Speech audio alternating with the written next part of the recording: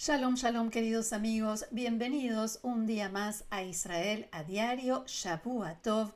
Una excelente semana para todos. Hoy es lunes 16 de diciembre, 15 del mes de Kislev.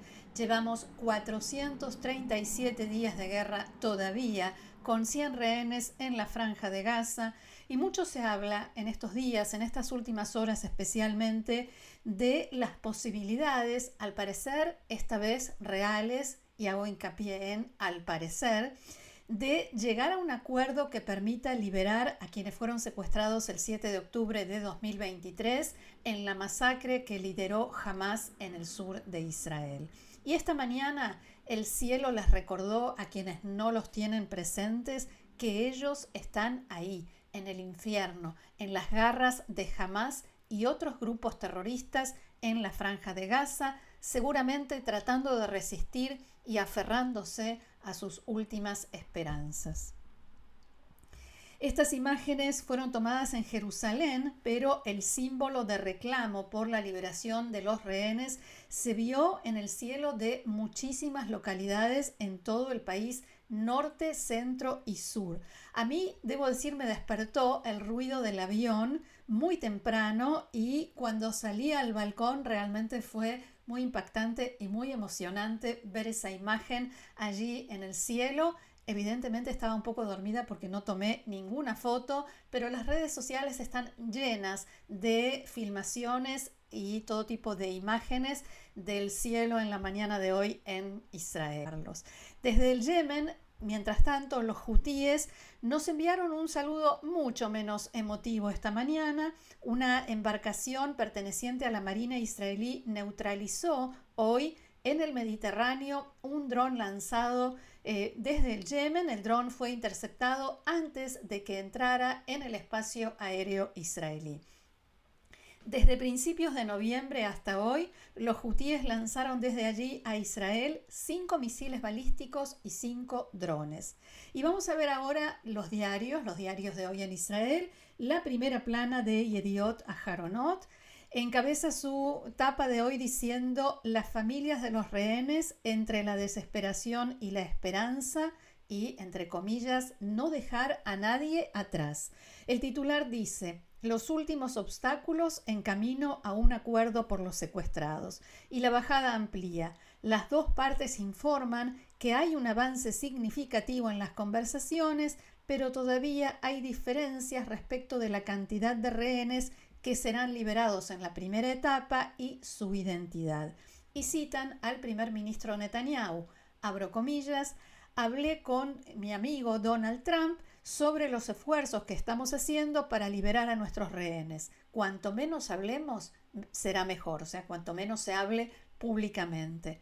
Este fue el mensaje que difundió Netanyahu anoche después de la reunión del gabinete de seguridad que duró 4 horas y durante la cual los ministros recibieron un reporte de todas las novedades y la situación en los diferentes frentes y también, por supuesto, en qué situación se encuentran las negociaciones para la liberación de los secuestrados. Según informó esta mañana Galei Tzahal, la radio del Ejército de Israel, las negociaciones se centran ahora en definir la primera etapa del acuerdo: liberación de rehenes a cambio de varias semanas de cese de fuego y liberación de terroristas de las cárceles de Israel.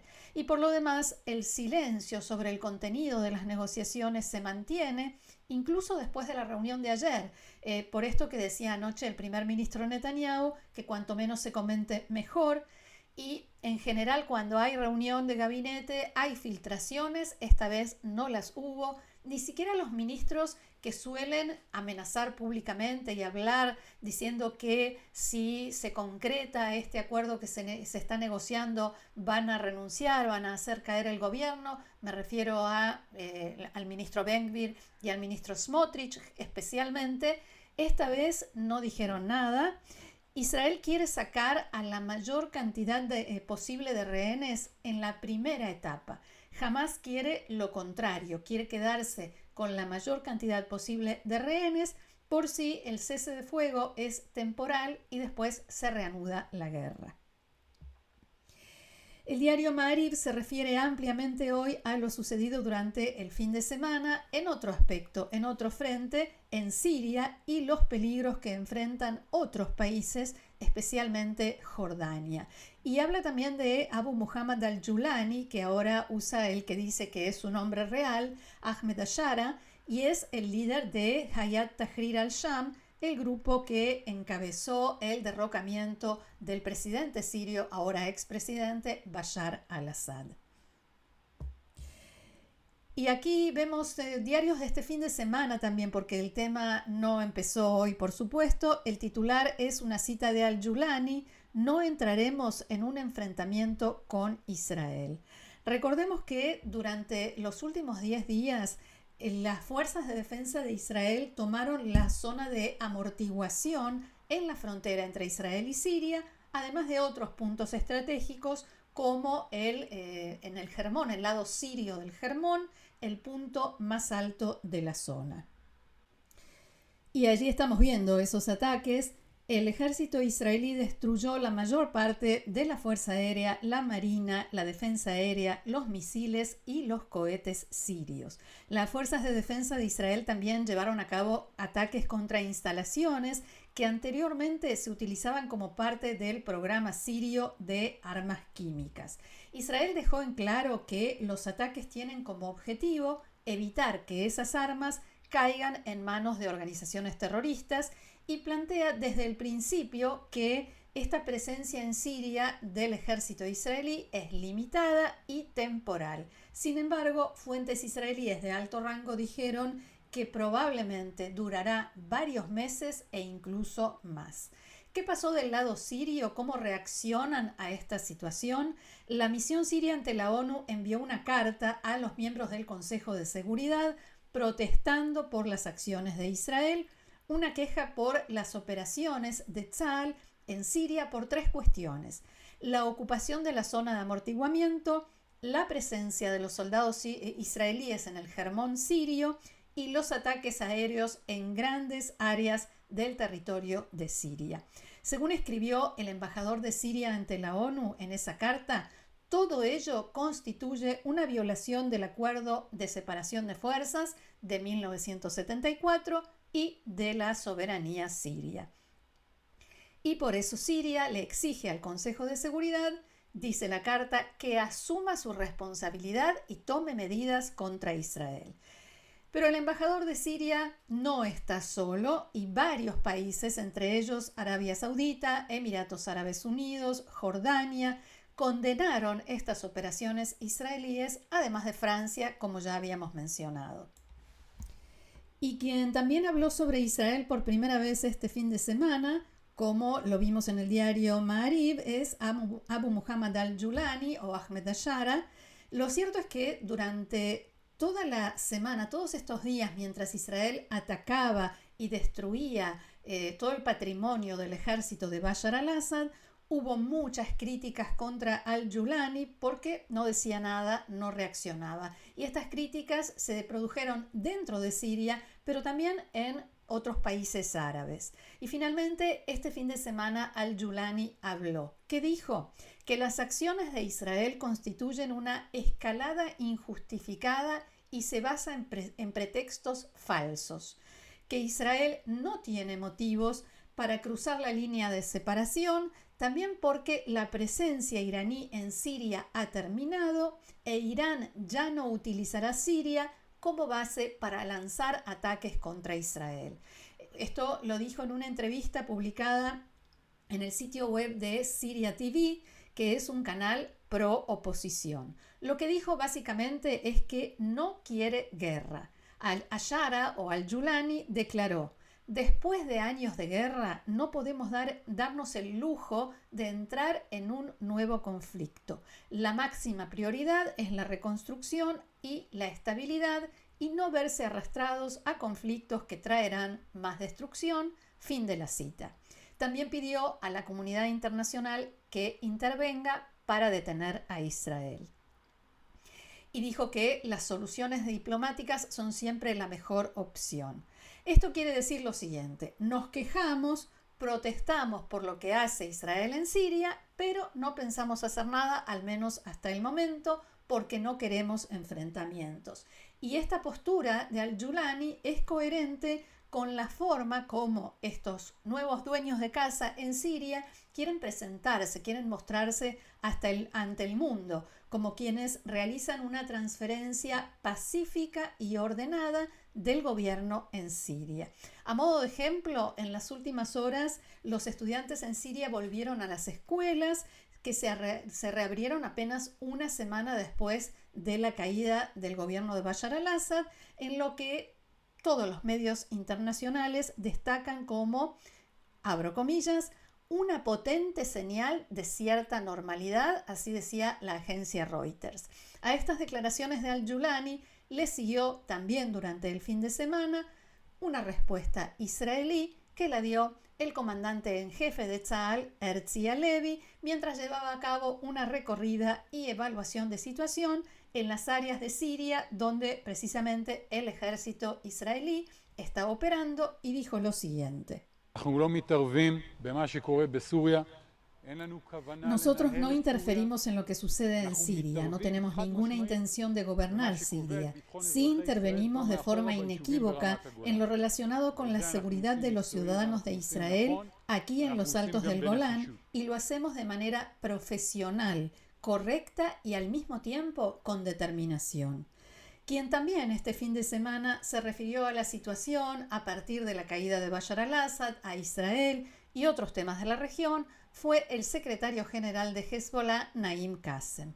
Fue bastante cauto, hay que decir, porque evidentemente no sabe con certeza qué le depara esta nueva realidad que se perfila en Siria y sobre todo quién va a quedar al mando. Abro comillas, apoyamos a Siria, dijo Naim Qassem, porque ayudó a la resistencia al facilitar sus operaciones en todo su territorio hasta el Líbano y Palestina.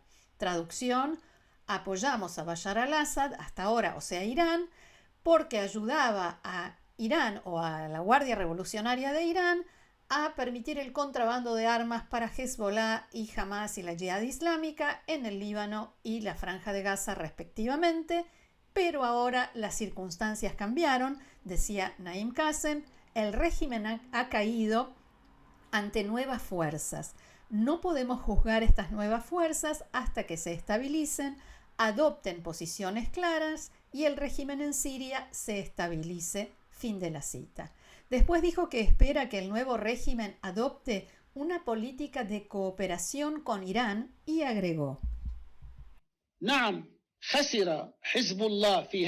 sí, Hezbollah ha perdido la ruta de suministro militar a través de Siria en esta etapa, pero esta pérdida es un detalle en el trabajo de la resistencia, o sea, el eje que encabeza Irán. Podría llegar un nuevo régimen y esta ruta podría volver a la normalidad y podríamos buscar otras vías. La resistencia no se detiene. Lo que importa es su continuidad, mientras que los métodos y las rutas pueden cambiar y adaptarse. O sea, hemos perdido un eslabón importante en esta cadena de suministro de armas a los grupos terroristas palestinos y a Hezbollah en el Líbano, quiso decir Naim Qassem, pero no estamos seguros, no sabemos qué pasará en Siria y esa ruta se podría restablecer a pesar de que los rebeldes son sunitas e Irán preside el eje chiita. Y si no se restablece, ya encontraremos otra. Y a propósito de esto, de qué hará ahora Irán y qué sucederá a partir de esta nueva situación en Siria, se habla cada vez más de cómo afectará esto a todo Medio Oriente y el efecto dominó, como suele suceder aquí en la región.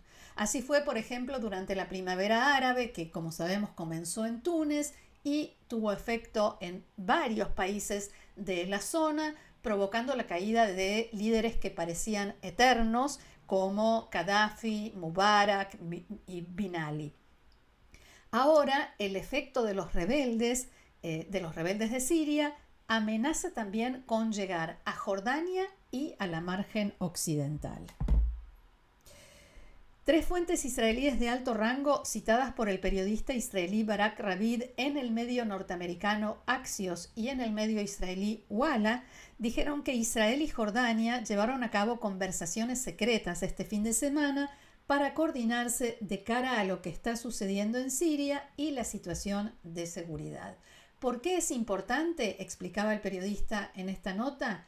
La frontera entre Israel y Jordania es la más extensa del país, unos 300 kilómetros de largo. Y después del 7 de octubre creo que no hace falta explicar por qué es necesario que las fronteras estén bien cerradas y protegidas. Además, en Jordania hay una fuerte actividad de la hermandad musulmana que desde hace tiempo intenta, en cooperación con Irán y el movimiento Hamas o la organización terrorista Hamas, desestabilizar el gobierno del rey Abdullah II de Jordania.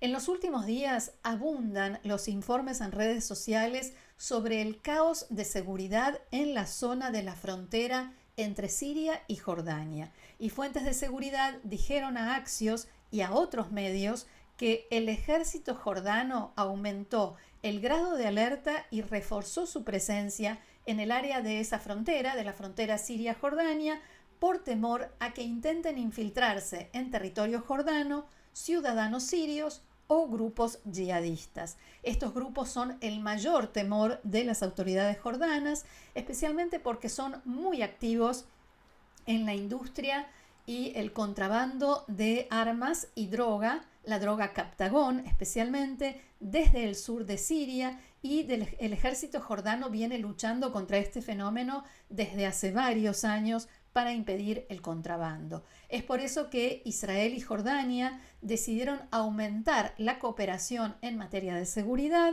porque tienen las mismas preocupaciones respecto de los peligros que van aumentando en la frontera con Siria.